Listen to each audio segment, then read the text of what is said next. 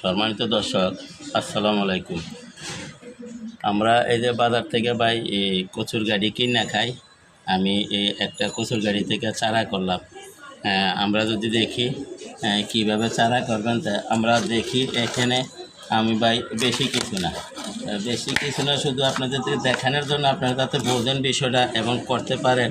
এই যে দেখেন, আমি যদি একটু দুইয়া দেখাই, একটু দুইয়া নেই।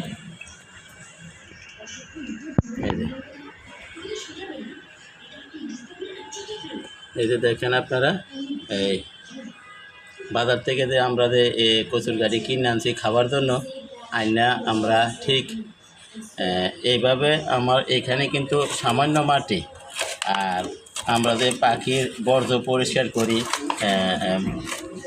অবশিষ্ট এই পাখির খানা মানা বর্জ্য যেগুলো আছে, এগুলো দিয়ে আমরা এই